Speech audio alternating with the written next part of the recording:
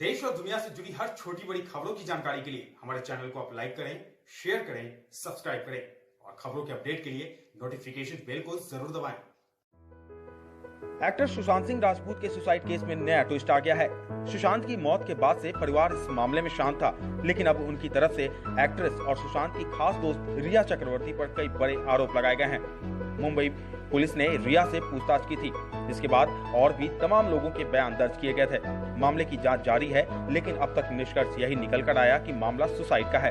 अब जिस तरह सुशांत के पिता के सिंह ने रिया और उनके परिवार पर सनसनीखेज आरोप लगाए हैं, वे बेहद चौंकाने वाले हैं। सुशांत के पिता ने पटना में रिया और उनके परिजनों इंद्रजीत चक्रवर्ती, संध्या चक्रवर्ती, शोभिक चक्रवर्ती के खिलाफ कई धाराओं में मामला दर्ज कराया है। उनके पिता की एफआईआर में क्या बातें लिखी गई हैं, उसे हम यहाँ सिलसिलेवार तरीके से आपको बताते हैं। सुशांत के पिता के सिंह ने बताया कि रिया और उसके परिजन इंद्रजीत चक्रवर्ती, संध्या चक्रवर्ती और शोभिक चक्रवर्ती ने मेरे बेटे से काफी नजदीकियां बढ़ाई और वे सुशांत के हर मामले में दखल देने लगे। इसके बाद मेरा बेटा जहां रह रहा था उस घर को ये कहकर छुड़वा दिया कि इस घर में भूत प्रेत हैं। इस बात का प्रभाव मेरे बेटे के दिमाग पर हो गया और वहां से मुंबई एयरपोर्ट के पास एक रिजॉर्ट में उसे ठहरा दिया गया।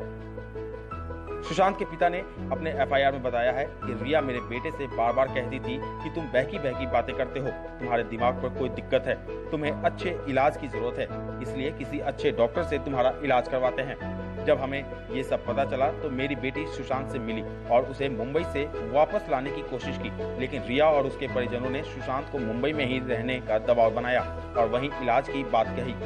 रिया ने सुशांत को वापस नहीं आने दिया और मेरी बेटी वापस लौट आई।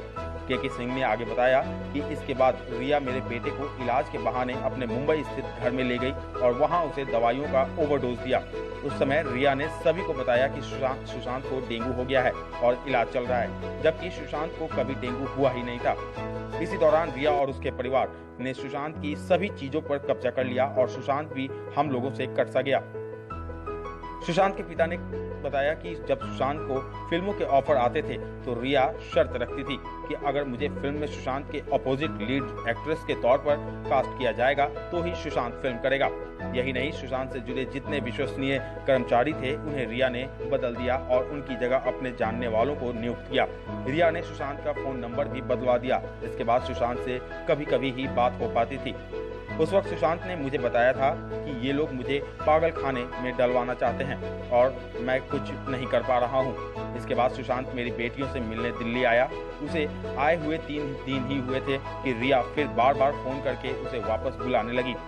सुशांत के पिता ने एफआईआर में आगे बताया है कि मेरा बेटा फिल्म लाइन को छोड़कर केरल के कुर्ग में ऑर्गेनिक खेती करना चाहता था। उस वक्त रिया ने इस बात का विरोध किया। उसने सुशांत से कहा कि तुम कहीं नहीं जाओगे और मेरी बात नहीं मानोगे तो मैं मीडिया में तुम्हारी मेडिकल रिपोर्ट दे दूंगी, फिर सबको बता दूंगी कि तुम पागल हो। जब रिया को लगा कि सुशांत उसकी बात नहीं मान रहा है और उसका बैंक बैलेंस कम हो रहा है तो रिया 8 जून 2020 को सुशांत के घर से कई सारे सामान जैसे कैश, जेवरात, लैपटॉप, क्रेडिट कार्ड, सुशांत के जरूरी दस्तावेज और इलाज के कागजात लेकर चली गई और बेटे का फोन नंबर अपने फोन में ब्लॉक कर दिया। सुशांत के पिता ने कहा कि सुशांत ने मेरी बेटी को फोन किया। उसे डर था कि रिया कहीं उसे फंसा न दे, क्योंकि वो घर से काफी सारे सामान लेकर गई थी। रिया ने सुशांत से कहा था कि अगर उसने बात नहीं मानी तो वो मीडिया में कह देगी कि तुम पागल हो। इसके बाद तुम्हें कोई काम नहीं देगा, तुम बर्बाद हो जाओगे। इस दौरान 8 और 9 जून की रात सुशांत की सेक्रेटरी दिशा ने सुसाइड कर लिया। उसे रिया ने ही अपॉइंट किया था। दिशा की आत्महत्या से मेरे बेटे को घबराहट हुई। उसने रिया को कॉल किया, लेकिन उसने तो फोन नंबर ब्लॉक कर रखा था। मेरे बेटे को डर था कि कहीं रिया इस आत्महत्या के लिए उसे दोषी न ठहरा दे। सुशांत के पिता ने अपनी एफआईआर में कई सवाल भी उठाए हैं, जैसे साल 2019 से पहले मेरे बेटे को कोई परेशानी नहीं थी, रिया से संपर्क में आने के बाद ऐसा हो गया। अगर उसका मानसिक इलाज चल रहा था तो उसके लिए हम लोगों से अनुमति क्यों नहीं ली गई? जिन जिन डॉक्टरों ने रिया के कहने पर सुशांत का इलाज किया वे भी रिया के साथ साजिश में शामिल थे। इस बात की जांच हो कि उन्होंने मेरे बेटे से कौन कौन सी दवाइयां दी थी। मेरे बेटे के अकाउंट में 17 करोड़ रुपए थे। पिछले 1 साल में 15 करोड़ रुपए उसमें से निकाले गए। पैसे ऐसे खातों में ट्रांसफर हुए जिनसे मेरे बेटे का कोई लेना देना नहीं था। सभी खातों की जांच की जाए। इसकी भी जांच हो कि रिया से संपर्क में आने के बाद कैसे सुशांत की फिल्में एकदम से कम हो गईं। सुशांत सिंह राजपूत के सुसाइड केस की जांच बांद्रा पुलिस कर रही है, लेकिन पिछले एक सप्ताह में ज्यादातर गवाहों के स्टेटमेंट बांद्रा से अलग दूसरे पुलिस स्टेशनों में लिए गए हैं।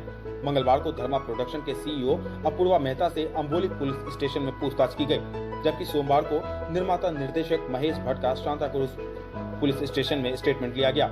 पिछले सप्ताह यशराज फिल्म्स के मालिक आदित्य चोपड़ा का वर्सोवा पुलिस स्टेशन में बयान लिया गया था, जबकि नामी निर्देशक शेखर कपूर ने ईमेल से अपना स्टेटमेंट पुलिस को भेजा, क्योंकि वो उन दिनों उत्तराखंड में थे। आपको बता दें, बांद्रा पुलिस ने इस केस में अभिनेत्री कंगना रनौत को डाक से मनाली में समन भेजा है। वो इन दिनों मनाली में बताई जा रही हैं। अब ये देखने वाली बात होगी कि कंगना का स्टेटमेंट पुलिस किस तरह से लेती है। क्या कंगना मुंबई आती हैं? मुंबई आने पर वो क्या बांद्रा पुलिस स्टेशन जाएंगी या मुंबई में किसी और पुलिस स्टेशन में उनका स्टेटमेंट होगा, या बांद्रा पुलिस उनसे पूछताछ करने मनाली जाएगी? वैसे फर्जी फॉलोअर्स केस में मुंबई क्राइम ब्रांच ने मुंबई के बाहर रह रहे 6 गवाहों के स्टेटमेंट वीडियो कॉलिंग से लिए हैं। संयोग से ये गवाह भी बॉलीवुड से जुड़े हुए हैं। पुलिस सुशांत सिंह केस में अब तक करीब 40 लोगों के बयान ले चुकी है। पूछताछ की अगली कड़ी में करण जौहर को भी बुलाया जा सकता है। शुरुआत में सभी गवाहों को बांद्रा में ही बुलाया गया था। यहाँ तक कि संजय लीला भंसाली से भी बांद्रा पुलिस स्टेशन में ही पूछताछ हुई थी। बाद में गवाहों से पूछताछ की जगह बदली गई। आपको बता दें, मुंबई पुलिस पर केस की सीबीआई को ट्रांसफर होने की आशंका का भी दबाव है। इसलिए पुलिस अपनी तरफ से इन्वेस्टिगेशन में कोई कमी नहीं छोड़ना चाहती, ताकि सीबीआई को ट्रांसफर होने की स्थिति में मुंबई पुलिस की जांच पर उस तरह कोई सवाल नहीं उठे, जैसे शीना बोरा मर्डर केस के सीबीआई को ट्रांसफर होने के बाद उठे थे। इधर महाराष्ट्र के गृह मंत्री अनिल देशमुख ने पिछले सप्ताह कह चुके हैं कि मुंबई पुलिस की जांच सही दिशा में चल रही है और सीबीआई को केस ट्रांसफर करने की कोई जरूरत नहीं है। लेकिन सोमवार को जिस तरह उप मुख्यमंत्री अजित पवार के बेटे और एनसीपी प्रमुख शरद पवार के पोते पार्थ पवार ने अनिल देशमुख से इस केस को सीबीआई को ट्रांसफर करने की वकालत की है, उससे निश्चित तौर पर मुंबई पुलिस दबाव में है। हालांकि पोस्टमार्टम और विसरा रिपोर्ट दोनों में ही किसी फॉल प्ले की आशंका से इनकार किया गया है। सुशांत सिंह राजपूत के मौत के 40 दिन बीत चुके हैं और इन 40 दिनों में कई लोगों ने कई तरह की बातें की। किसी ने सुशांत के मौत को मर्डर बताया, तो किसी ने सीबीआई से जांच कराने की मांग की। लेकिन सुशांत सिंह राजपूत के पिता के सिंह के द्वारा करवाए गए एफआईआर दर्ज के बाद ये बात तो साफ हो गया है कि अगर सुशांत के मौत के पीछे का कोई वजह है तो वो रिया चक्रवर्ती हो सकता है। लेकिन अब देखना ये है कि सुशांत के मौत के 40 दिन बीतने के बाद भी जो इंसाफ अभी तक नहीं मिल पाया है, क्या वो आगे मिल पाएगा? क्या सुशांत के मौत पे से कभी पर्दा उठ पाएगा? ये अब तक सबसे बड़ा सवाल बना हुआ है।